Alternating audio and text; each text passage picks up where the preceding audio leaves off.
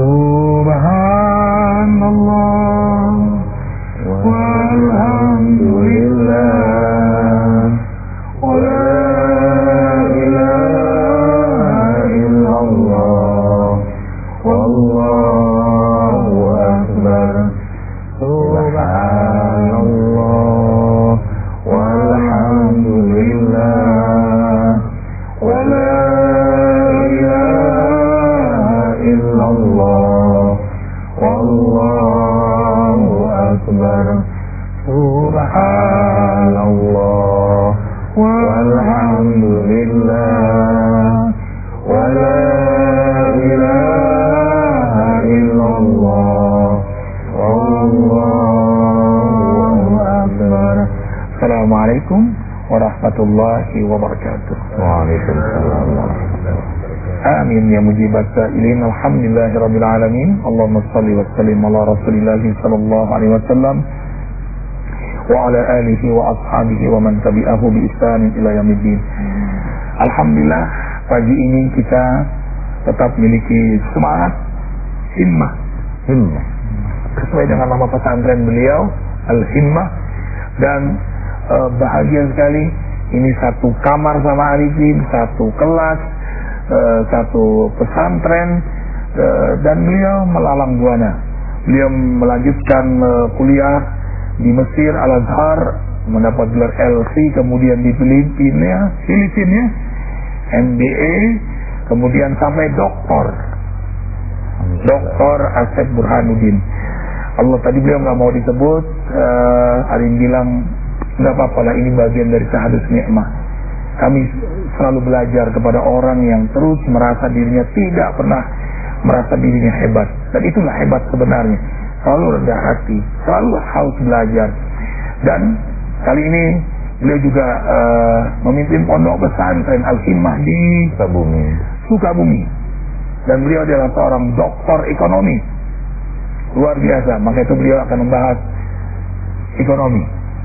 Rasulullah bersabda, beruntunglah harta ilmu di tangan orang saleh.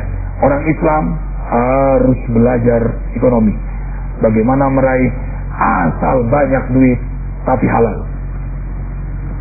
Setuju Ustaz ya? Silakan. Bismillahirrahmanirrahim.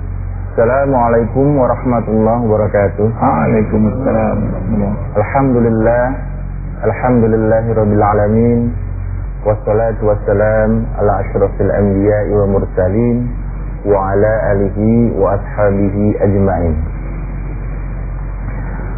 Para pemirsa Cahaya Hati Antv yang diberkati oleh Allah Subhanahu wa taala. Amin ya Allah, amin. Doa juga para asatiz, para guru-guru saya dan teman-teman saya yang juga hadir pada minggu ini mendapatkan keberkahan juga dari Allah Subhanahu wa taala. Puji syukur pada Allah Subhanahu wa taala di mana kita pada hari ini masih diberikan kesehatan, masih ditetapkan iman Islam kita, sehingga pada minggu ini, pada hari pagi ini bisa bermuajahah, bersilaturahmi dalam acara Cahaya Hati NTV. Selanjutnya, salawat dan salam tidak lupa kita junjungkan kepada Nabi besar kita Muhammad sallallahu alaihi wasallam yang telah membawa umat manusia dari zaman kejahiliahan ke zaman yang penuh hidayah. Para pemirsa yang dirahmati Allah, pada kesempatan ini saya ingin membahas tentang perekonomian umat Islam, di mana kebanyakan dari umat muslimin, khususnya di Indonesia, di mana sekitar 80% dari populasi orang Indonesia itu beragama Islam menurut statistiknya. Tapi kita melihat di mana-mana kok banyak orang Islam ini jatuh dalam jurang kemiskinan. Padahal Islam dalam ajarannya tidak pernah menyuruh untuk jadi miskin. Tidak ya? Tidak pernah. Nah, bahkan kita lihat di hadis-hadis bahwasanya disebutkan 90% rezeki itu fit tijarah. Jadi 90% rezeki itu adalah di perniagaan. Hanya 10% saja di karyawan. Makanya jarang-jarang sekali karyawan itu yang jadi konglomerat atau jutawan. Kan nggak bakal bisa kaya. Kenapa? Kecuali ada dua. Nah, satu dapat warisan dari orang tuanya, ya. Kedua korupsi. Nah, cuma dua doang. Atau dinikahi sama yang punya perusahaan. Benar. Jadi karyawati. Betul. Cantik dinikahi. Istrinya orang kaya. Berarti gak ditambahan tuh dari Ustaz Arifin. Jadi sangat sayang kalau misalnya kita berpikiran atau berobsesi menjadi pegawai negeri. Sekarang kan ratusan ribu orang antri sampai ujian tuh di Istora Senayan itu menjadi pegawai negeri, hanya menjadi pegawai cita-citanya. Padahal kita tahu 9 daripada sahabat Nabi yang dijamin masuk surga adalah tujar, para pengusaha.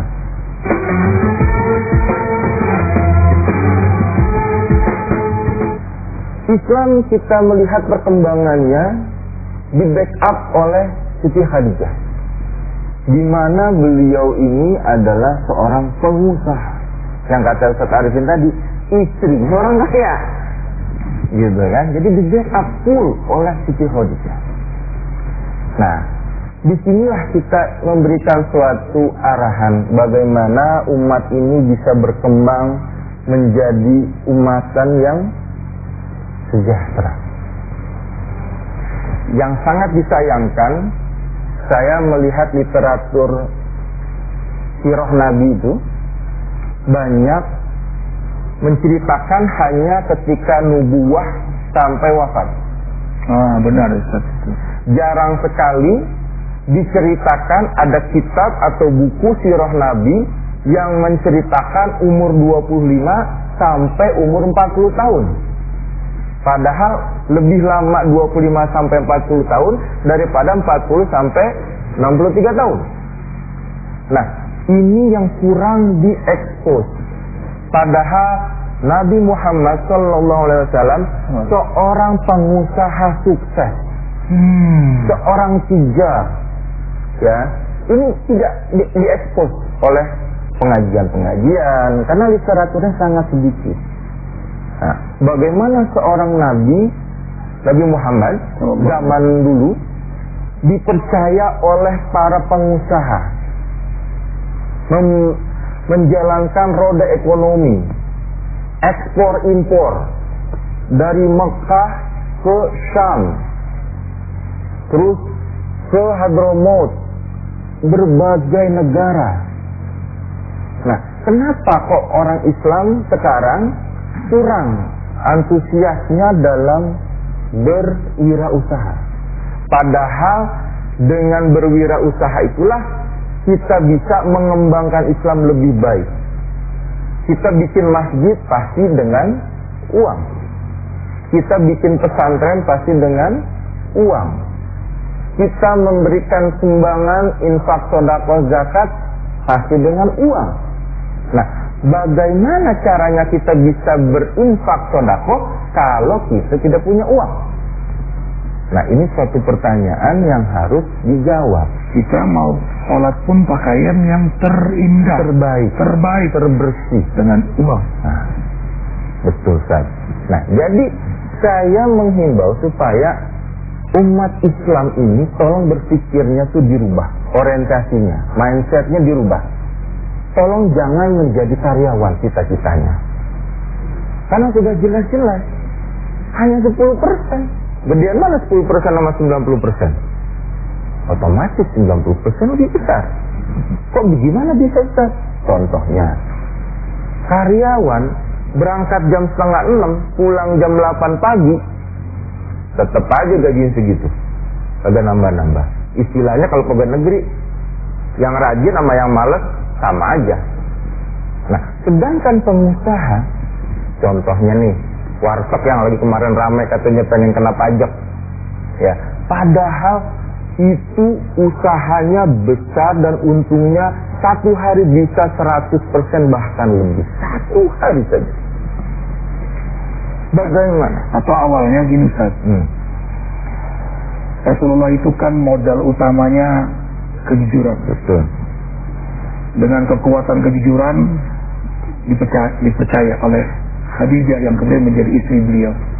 Dan itulah yang memukau, yang membuat Khadijah fall in love. Oke. Mulai kerja dulu. Kalau memang tidak ada jalan, jadi karyawan, jujur. Jadi karyawan warteg. Wah, belajar dulu. Belajar, melihat. Lalu mulai punya usaha warteg. Lalu lama-lama punya warteg. Nah, itu gimana proses itu bisa berjalan? Oke. Dok. Memang semua itu harus belajar. Ya kan? Kuncinya adalah mau belajar. Ada kekurangan bagi umat kita. Kenapa kurang bisa sukses? Satu adalah malas. Ini penyakit yang kronis sebenarnya. Kenapa umat Islam tidak bisa berkembang lebih cepat? Satu adalah kemalasan. Dan itu waktu di pesantren kita masih ingat ya.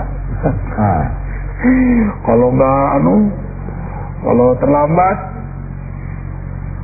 stop. Tidak ada. Kalau terlambat ke sekolah, berdiri di depan kawan. Terlambat 2 kali depan kelas. Terlambat 3 kali di depan santri putri. Nah, itu. Jadi itu yang kita paling sukai, semasa saya paling suka itu. Sukai itu. Jadi paling sering datang telat. Saya sengaja telat untuk dapat berdiri itu. Dia itu dulu. Oh, gitu ya. Nah, kembali ke masalah tadi, topik tadi adalah satu adalah kemalasan. Ya, satu adalah kemalasan sehingga tidak mau bergerak untuk memulai. Karena kuncinya bisnis adalah action. Ini Ustaz. Semua memang menjelangnya, Ustaz. Pengen nikah menjelangnya. Nah, itu. Ya kan? Susah tuh. Menjelangnya semua. Keberanian berarti. Keberanian. Nyali. Tadi yang dibahas panjang lebar oleh Salvin itu, ahli nyali deh. Iya. Sampai sekarang. Itu satu ya, adalah kemalasan. Ini harus dirubah. Yang kedua adalah gengsi. Nah, ini nih. Masa gue jualan es krim? Masa gue jualan bakso? Gengsi. Padahal dia kagak tahu jualan bakso tuh untungnya berapa gede.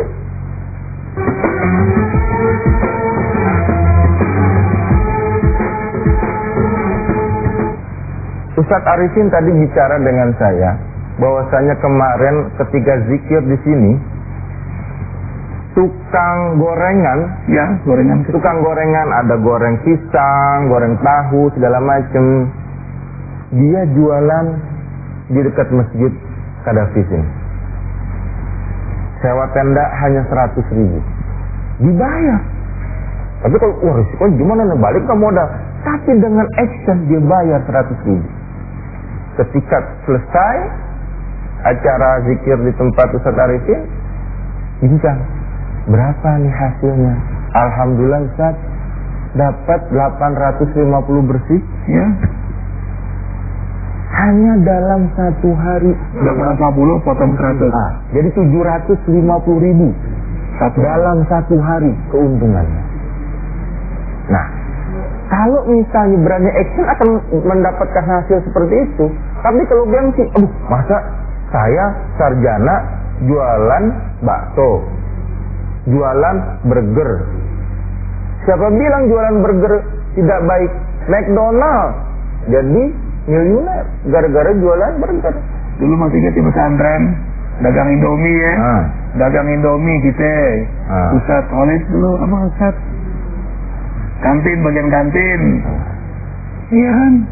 Tapi memang ada data dari Bappenas dan Kementerian Pendidikan. Rata-rata wirausahawan itu levelnya memang SD, SMP. Yang jadi pegawai itu dan rata-rata pengangguran itu memang S1 atas. Nah ini kita analisa, ini kenapa sebabnya? Bagus ini. Bisa jadi satu karena Gengsi. Makin tinggi pendidikan, makin tinggi pula persepsi tentang pekerjaan. Betul. Di jalanan yang keringetan itu tidak dianggap pekerjaan. Pekerjaan adalah berdaki Kantor. dan punya tempat yang namanya kantor. Yang kedua bisa jadi karena orang jadi wirausahawan karena keterpaksaan tidak punya Pekerjaan. jasa. Nah itu yang terjadi di negeri kita ini gitu. Berdasarkan data terakhir. Nah mungkin memang ini kalau bisa memang dibalik. Jadi yang ini tetap, yang level rendah karena keterpaksaannya dia melamar ke sini nggak bisa. Karena SD harus dia jadi wirausahawan, tapi yang atas pendidikan atas diubah mindsetnya. Betul. Bahwa pekerjaan itu bukan hanya Di kantor. Nabi itu sampai keringetan mungkin ya membayangin gitu dia bawa dagangan gitu. Iya. Dia berpeluh tapi dengan keuntungan yang berlipat ganda. Maksudnya mungkin meter pendidikan. Kita kan selama ini kalau ngaji itu yang dibahas masalah berwudu, masalah mandi, masalah sholat. Jadi bab muamalahnya nggak Kurang. gitu. Jadi yang kita tahu mandi junub, wudu, itu yang terbahas kan. Juga bab muamalah bagaimana cara bab berdagang, motivasi berdagang ini kurang mendalam. Sehingga tadi seperti tadi mungkin harapan saya jadi ustadznya hanya ngerti masalah bab sholat, bab tadi. Ketika tanya masalah ekonomi itu kan nggak nyambung gitu. Karena ini mungkin metode pendidikan juga berpengaruh dalam. Betul. Oke. Allahu Akbar. Bahagia Allah. Maka itu dalam surah Jum'ah Allah berfirman wabtaghu min fadlillah wadhkurullaha katsiran la'allakum tuflihun. Carilah karunia Allah, rezeki yang halal, yang berkah, dan teruslah berzikir kepada Allah. Jadi carinya itu tidak melupakan Allah. Carilah akhiratmu tanpa melupakan duniamu. Berarti orang Islam diajarkan mencari dunia untuk akhirat. Semakin kaya dia, semakin besar manfaatnya buat Islam ini. Betul.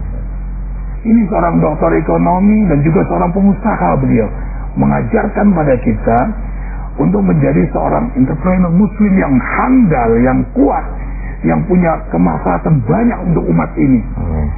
Pesantren bisa dibangun tanpa mengemis-kemis di jalan-jalan, ya, dan banyak membantu para yatama, fakir miskin, duafa. Allahu Akbar walillahil hamd.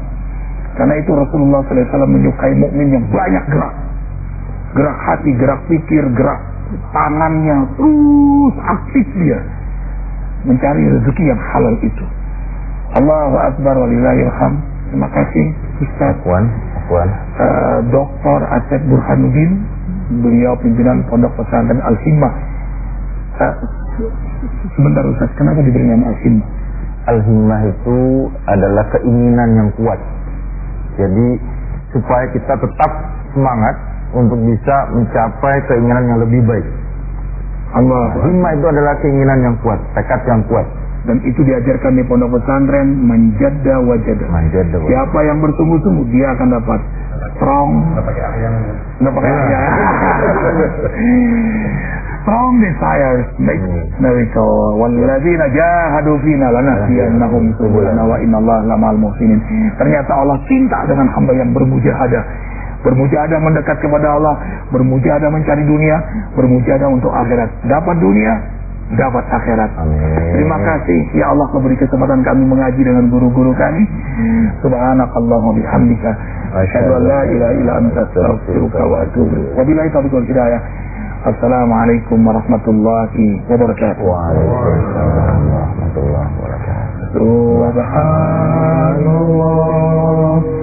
walhamdulillah